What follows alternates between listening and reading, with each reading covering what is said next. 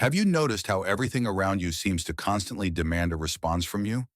As if there were an invisible urgency pushing you to defend yourself, explain yourself, justify every choice, every silence, every step? We live in a time where noise has been promoted as a virtue, while silence is treated as absence, as weakness, as something to be avoided at all costs. But what if it were exactly the opposite? What if silence were precisely the space where your true strength resides? Nietzsche saw reality as a stage where many shout to seem strong, but few have the courage to remain silent to stay whole. He understood that there is a subtle, almost imperceptible force that can only emerge when the ego is silenced. And perhaps that's why, deep down, so many people fear silence, because it forces you to confront what you've been avoiding for years: your insecurities, your haste, your need for validation. All of that is laid bare when the voice falls silent and the soul begins to speak. In this video, you won't hear cliches or recipes for winning debates. You'll be challenged to understand why so much immediate reaction is actually destroying your presence. Why the urgency to explain yourself all the time isn't strength but dependence. And how true power, the kind that doesn't need to shout, is born from inner mastery and the conscious choice not to react. How many times have you responded without thinking and regretted it? How many times have you felt that your words exposed you more than they protected you? That's not a weakness of yours. It's the result of a collective conditioning that equates noise with value, speed with intelligence, words with power. But Nietzsche said the opposite. He believed that the will to power isn't manifested in those who speak the loudest, but in those who know how to restrain themselves, wait, observe, in those who remain silent with purpose. This video is about that, about the kind of silence that isn't empty, but dense, that isn't weakness, but strategic strength. And before we go further, I want to propose something. Stay until the end, not just listening, but allowing yourself to feel the silence that begins to form within you. Because what follows may not be comfortable, but it is profoundly necessary and can completely change the way you relate to the world and to yourself. Nietzsche wasn't just any philosopher. He didn't write to please, much less to be easily understood. He wrote as if throwing knives, not to kill, but to awaken. And one of his most powerful, though often misunderstood ideas is the will to power. Many think this will refers to domination over others, to imposition, to external control. But Nietzsche was talking about something much deeper: mastery over oneself. True strength, according to him, is that which allows you not to react. Yes, exactly that, not to react.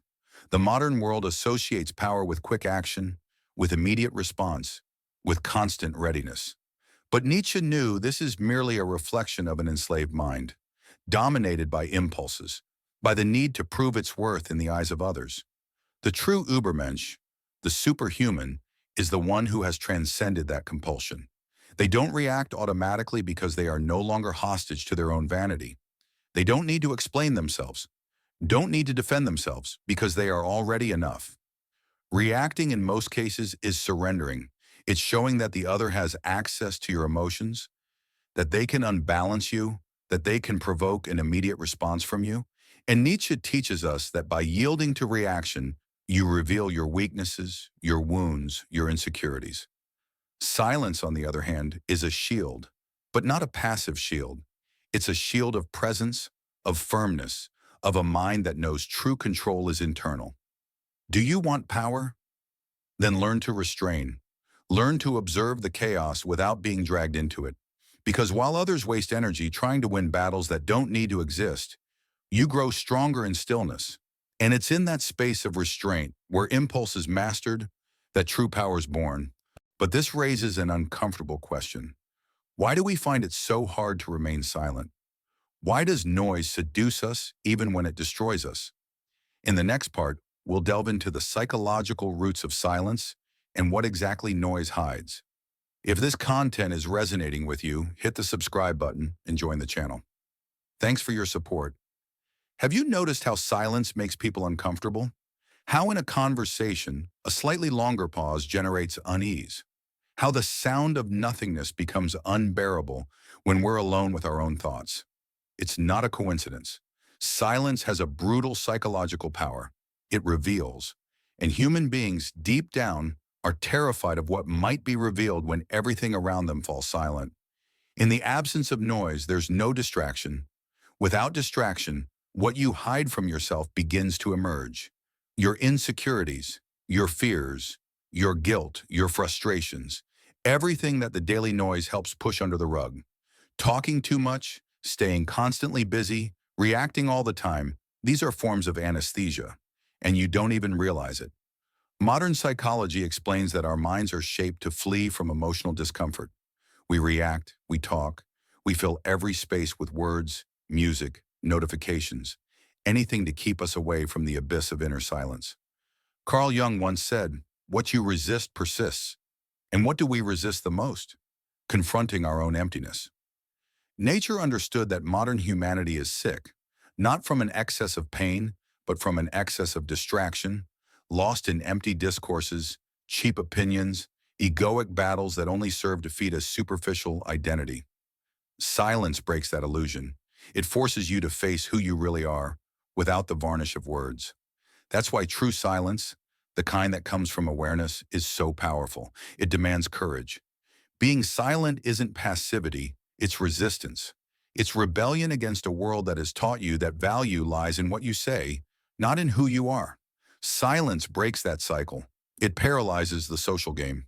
It returns your sovereignty over yourself. But here's the key. Silence alone isn't enough. It needs to be directed, channeled. It needs to be strategic. In the next part, you'll understand how silence can be used as a weapon, not to attack, but to master, to conquer. It's time to learn the power of strategic silence, which separates a silent fool from a silent master. Intention.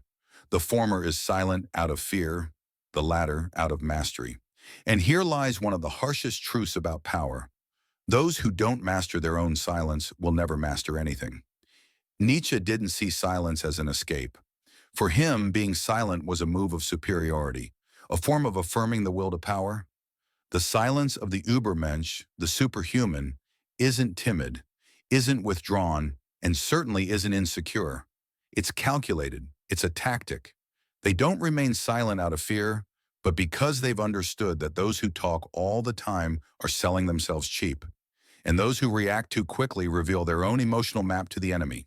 Let's be clear. In a confrontation, those who talk the most are at a disadvantage. They're explaining too much, justifying too much, showing too much. Silence, when used precisely, becomes a mirror. The other begins to talk for you, to project, to destabilize themselves. They try to fill the void with words, but all they manage to do is reveal their own fragility. Have you ever seen a leader who doesn't need to raise their voice, yet still commands the room? Have you been in the presence of someone who, with a single glance or a prolonged silence, made you rethink everything you were about to say? That's the power of strategic silence.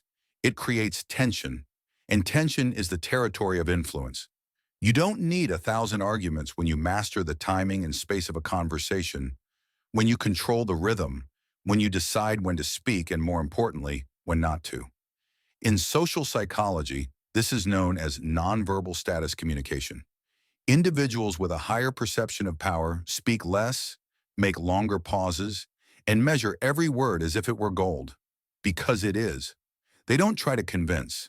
They make others doubt themselves. This isn't a gift. It's a technique. And Nietzsche understood it intuitively. Silence is an absence. It's amplified presence.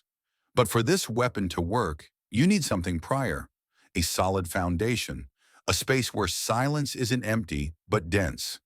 And that only arises in one place, conscious solitude.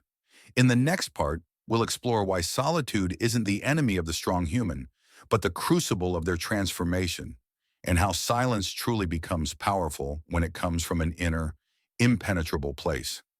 Most people fear solitude as if it were a sentence. They avoid it, disguise it, anesthetize it, filling every minute with stimuli, every space with company, every silence with noise. Because being truly alone means confronting yourself without distractions, and for many that's unbearable. But Nietzsche saw solitude through a different lens. Not as punishment, but as a privilege, as a sacred space where the spirit strengthens, where individuality ceases to be a draft and begins to become a masterpiece. He who cannot endure solitude does not love freedom, he wrote. And that phrase cuts deep because, deep down, everyone claims to want to be free. But freedom demands a strength that few are willing to develop, the ability to not depend on others' validation to exist, the courage to be whole even in the absence of witnesses.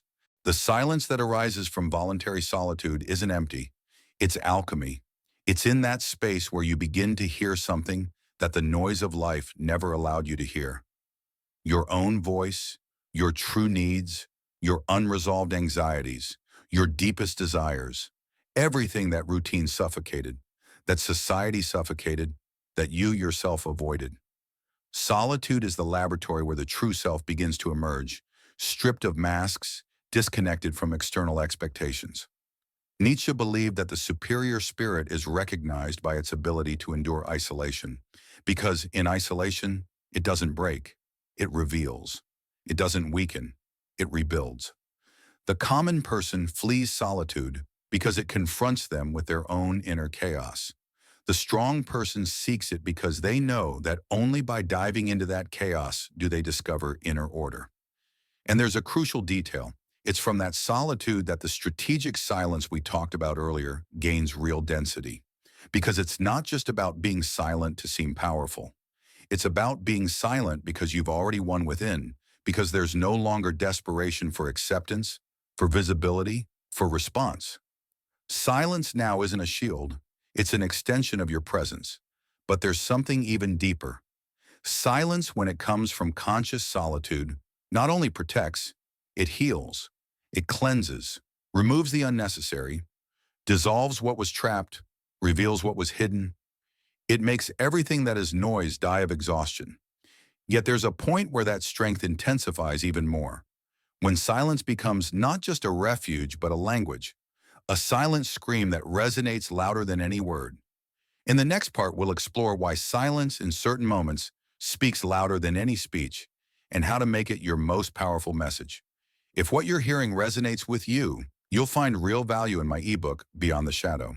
It breaks down Jung's core ideas and gives you tools to understand yourself more deeply. The link is in the pinned comment. There are moments when silence isn't just the absence of sound. It's absolute presence. It occupies space like an invisible giant, stifling the atmosphere, disarming egos, tearing through masks. It imposes itself without needing to raise its voice. And when that happens, no speech can confront it, because while words can be countered, true silence is incontestable. Nietzsche understood this with brutal clarity. He knew there's a force in omission that destroys more than any argument. Silence, well placed, is a negation, an affront, a verdict. When you choose not to respond, you're not just abstaining, you're saying with brutal elegance, "You don't deserve my energy." That's not arrogance, it's hierarchy. In a world where everyone is desperate to be heard, those who choose not to speak automatically rise. They don't compete, they dominate. And that's why well-used silence is one of the sharpest expressions of psychological power. Think of an argument. When someone remains silent in the face of provocation, the other becomes desperate, tries to prod, tries to provoke, tries to force a reaction. Because silence reveals something most people fear, that the other is at peace, and there's no weapon more powerful than serenity in the face of an attack. Silence becomes a mirror. It reflects back to the other their own lack of control, their own ridiculousness, their own anxiety. But beware, this isn't about being silent out of omission or cowardice. It's about knowing you have the power to destroy the other and choosing not to, because you've already won.